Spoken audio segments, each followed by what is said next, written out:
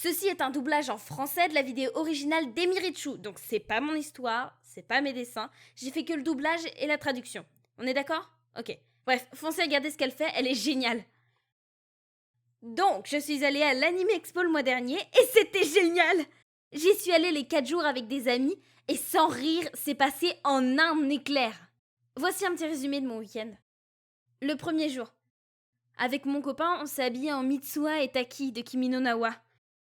Le premier jour était assez mouvementé, surtout parce que quand nous déballions nos affaires, mon amie Soleil s'est rendu compte qu'elle avait oublié son costume chez elle, c'est-à-dire environ à 2 heures de route de la X, donc elle et son copain ont dû se taper toute la route pour y aller. Le deuxième jour, on s'est cosplayé avec des amis en les Star Guardians de League of Legends. C'était le tout premier cosplay groupé de ma vie et c'était honnêtement les moments les plus drôles que j'ai passés en convention. Même si mes pieds étaient morts à la fin de la journée.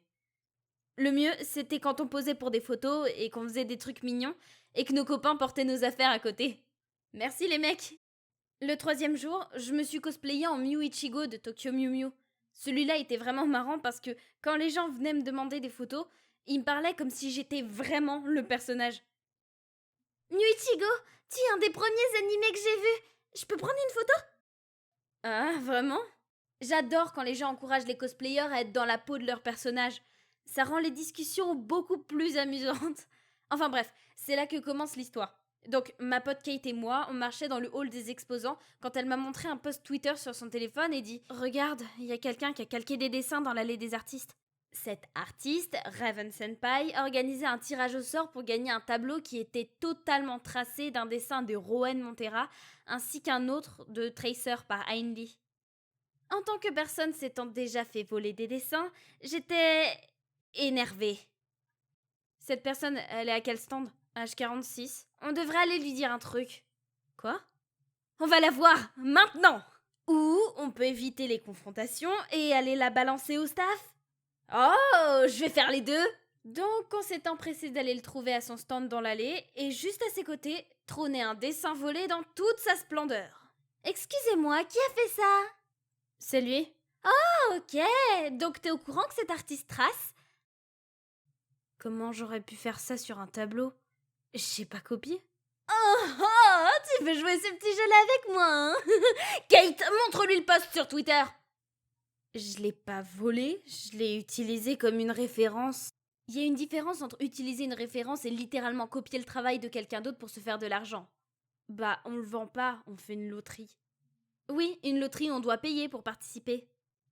Il y avait quelqu'un d'autre qui était dos au stand et qui s'est immédiatement retourné et dit « Ouais, j'ai payé 45$ une commission l'année dernière et le truc était totalement décalqué d'une image officielle de Pokémon. » Il nous a montré une photo et comme il l'a dit, c'était littéralement une recolorisation d'une image de Pokémon qu'on peut retrouver sur Google.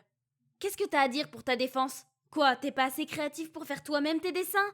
Tu dois toujours compter sur les dessins que tu voles aux autres? Je voulais pas mal. Je suis désolée si ça en avait l'air. Nanana, je voulais pas mal. Nanana. Mais t'as vraiment pas de couilles, mec. Fais pas comme si tu savais pas que ça allait saouler les gens qui allaient découvrir ton arnaque. On s'est dit que c'était une perte de temps de lui parler, donc on est finalement parti. Et en partant, une autre fille s'est approchée de nous et nous a dit qu'elle était assise sur un stand juste à côté, et que le truc décalqué agaçait tous les artistes qui étaient assis autour. Elle nous a demandé de le signaler au staff de l'allée des artistes et nous a montré le chemin pour les trouver. Malheureusement, la membre du staff nous a dit qu'elle pouvait rien y faire par rapport au décalcage, mais que la loterie était un problème vu qu'elle était interdite dans l'allée des artistes. Les mots se passent vite, et dans une grande convention comme l'Anime Expo, ce gars s'est sûrement fait engueuler par beaucoup de monde. Et j'étais très probablement pas la toute première personne à souligner ce plagiat. Surtout qu'on était le putain de 3e jour. Je le savais pas, mais Kate a pris une photo de moi et l'a postée sur Twitter parce qu'elle trouvait ça fun, le fait que ce soit une fille en Magical Girl qui réprimande cet artiste qui plagie. Et en soi, c'est pas faux, il y a quelque chose dans le fait de porter un costume qui donne plus de confiance en soi quand on fait quelque chose. Je pense que c'est un peu comme avoir une couverture.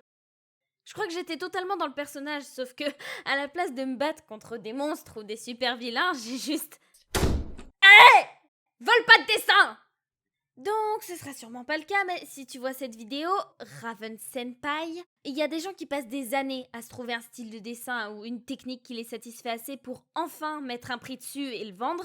Et c'est un gros manque de respect, autant pour les artistes que pour les acheteurs qui veulent mettre de l'argent dans une pièce unique que de faire ça. C'est essayer de prendre la solution de facilité. Tu crains. Pour finir la vidéo sur une note plus positive, j'ai décidé de vous montrer des trucs que j'ai achetés à des artistes qui méritent de la reconnaissance pour leur magnifique travail. J'ai mis les liens des artistes en description, donc si vous voyez un truc qui vous intéresse, regardez la description.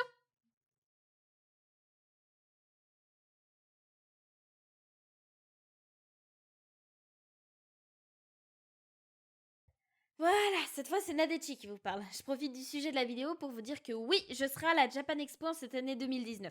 J'y serai au moins 2 jours, ça c'est sûr, le jeudi et un autre jour, mais je sais pas encore lequel, j'hésite dimanche parce qu'il y a Thomas Truc vendredi, parce que il y a l'équipe du Visiteur du Futur, je sais pas, et puis en plus j'ai moyen de gratter des places pour peut-être venir les 4 jours, mais je suis pas sûre de pouvoir venir les 4 jours quand même, et puis il y a mon petit frère, il faut qu'il vienne et qu'il ait une place, enfin bref, je sais pas encore, c'est un peu galère, mais bref. Comme vous l'avez compris, mon planning de cette année est vraiment flou, alors n'hésitez pas à checker l'onglet communauté de YouTube où je donnerai sûrement des informations quand mon programme sera fait et stable. Bon, ça risque de venir tard, mais n'hésitez vraiment pas à regarder, même le jour même, les jours même, voir si je suis là ou pas. Et à me suivre sur mes différents réseaux sociaux, Instagram et Twitter qui sont juste là, où je posterai régulièrement mes cosplays et ma position dans la convention. Au fait, chaque année, si vous me croisez, vous avez le droit de me demander un dessin, et cette année ne fait pas exception, alors n'oubliez pas. Je vous fais de gros bisous et j'espère vous voir là-bas. Salut!